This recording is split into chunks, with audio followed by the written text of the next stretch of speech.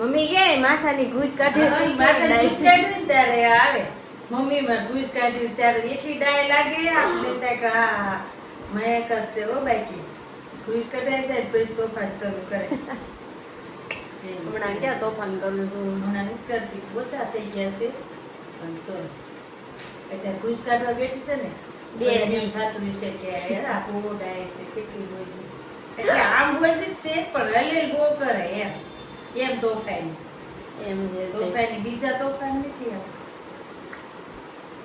હલેલ કરે નક્કી શાંતિ બેહે નહીં એક જગ્યાએ નો રે ક્યાંય હણિયા ઘોડે ઠેકતી હોય સસલું લાગે કઈ તમને મેરી બાત કર લે મેરી ગલું હોત ને તો હજી મજા આવી જાય તો એની ઉપમા જરા ગોદ ગલું ગલું ઘરમાં કે ગલુડિયા રબારતા પાતા અરે નિક નેમ આમ ગલું તું કઈ કે ઉર્વેશ કુમાર અરે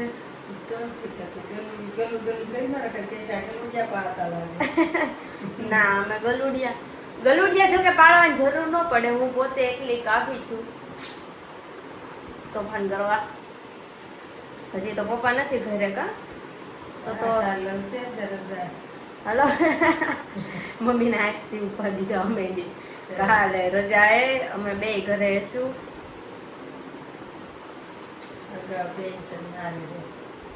ટીપર વાળા ભાઈને ફોન કર્યો તો મને કે હું છે ને ફોન કરાવી જોઉં કઈ રીતનું છે રાખો કઈ હમણાં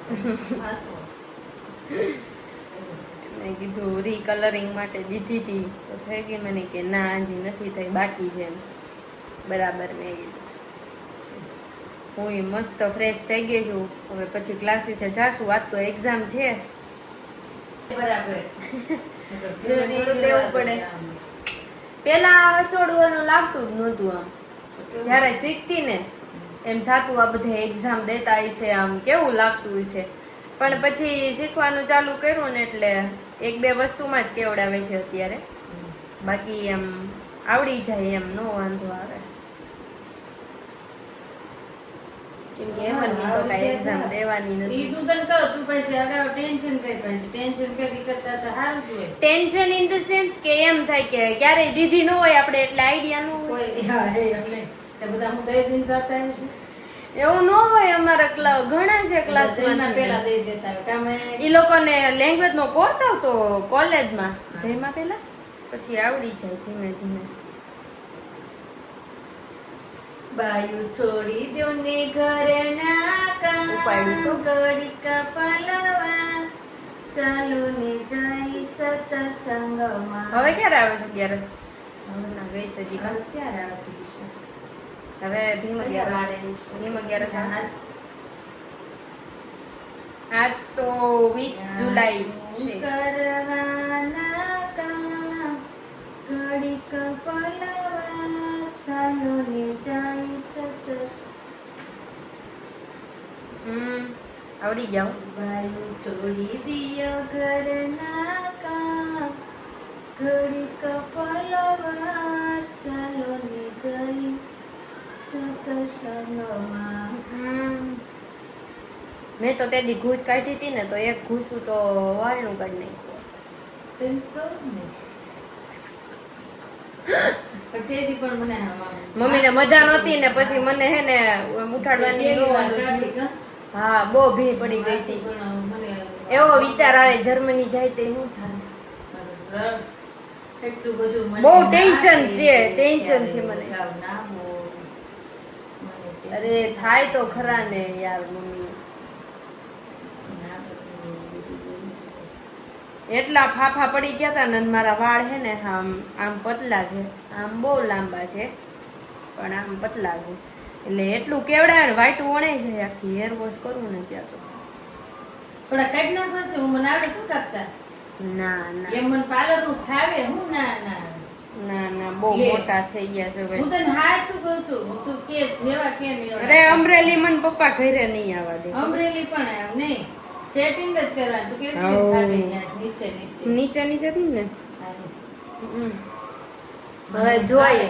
આઈબ્રો ફાવે, પછી માથું ઓળતા ફાવે, હા હો હેર સ્ટાઈલ તો તમે રીલ જોઈ લેજો.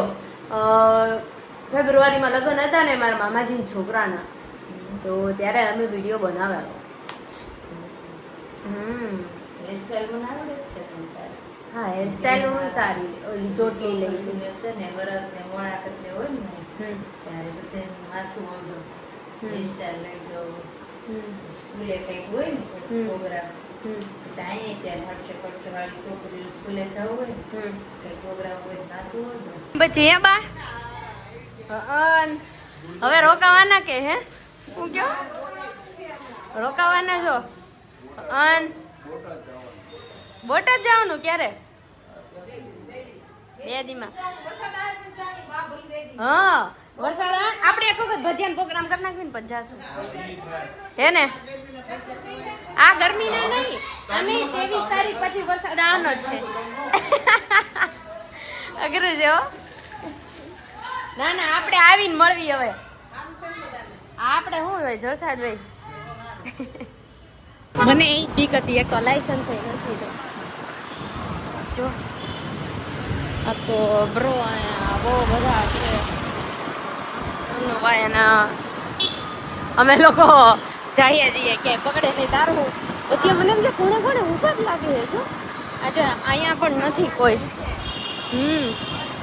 મે બી એવું જ મને લાગે છે. એમની આ લોકોનું ગમે ને એટલે બધી સેફટી પ્રોવાઈડ કરતા હશે.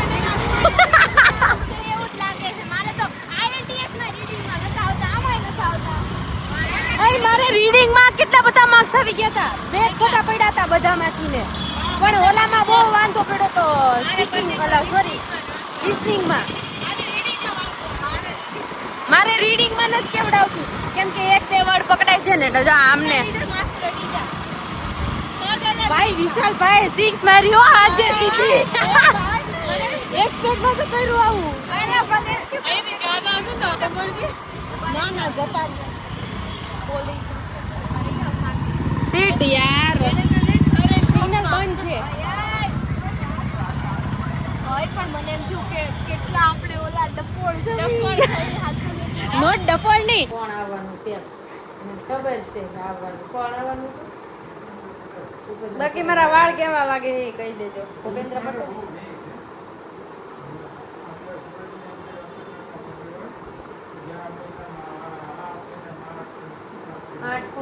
એમ રે કે પાઈકે કહો તો કયો તો કે મેં વાળ કેવા લાગે, પણ મેં ને શરીરને કઈ વાંધો નથી કે વાળને વાંધો ન આવે, કામ કરે ને એને બધું વાંધો આવે. હા હવે મર્ડર નું એક્સિડન્ટ નું કેટલું બધું વધી ગયું છે. મારી જ એક ફ્રેન્ડ એનો ભાઈ ઓફ થઈ ગયો રાત્રે હો. હમણાં મેં તમને ન કીધું વરસાદ આવ્યો ને 2 દિવસ પહેલા ત્યારે તો બહુ એને મતલબ સ્ટોરી મૂકી હતી ને એટલે મેં મેસેજ કર્યો. મેં કીધું શું થયું તું એમ કે કાંઈ નહીં એટક આવી ગયો. અને ના ના એવા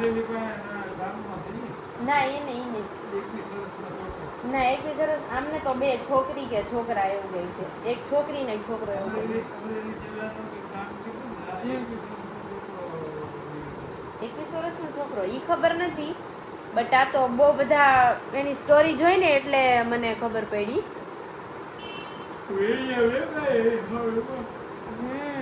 બાકી પપ્પાને બગાસ આવવા માંડ્યા છે. અને આજના બ્લોગમાં આપણે આટલું જ રાખીએ છીએ. હવે 10 તો ઓલરેડી જે છે એઝ યુ કેન સી વાગી ગયા છે. થોડીક જ વાર છે. બાકી તમને વ્લોગ કેવા લાગે છે, વિડીયો કયો પણ સૌથી વધારે ગમે છે તમે કમેન્ટ કરીને કહી દેજો. અને ચેનલને સબસ્ક્રાઇબ કરવાનું ભૂલતા નહીં. તમે જે છે બેલ આઇકન ઓન કરી દેજો એટલે અમારા નવા વિડીયો આવે ને તો તમને નોટિફિકેશન આવી જાય અને તમને ખબર પડે કે અમારા કયા કયા વિડીયો જે છે એ તમારા સુધી પહોંચે છે. અને હા એ પણ વસ્તુ તમે કમેન્ટ કરીને કહી દેજો કે અમારા વિડીયો જે છે તમે લોકો કયા ગામથી જોવો છો, કયા સિટીથી જોવો છો ને કયા કન્ટ્રીથી જોવો છો.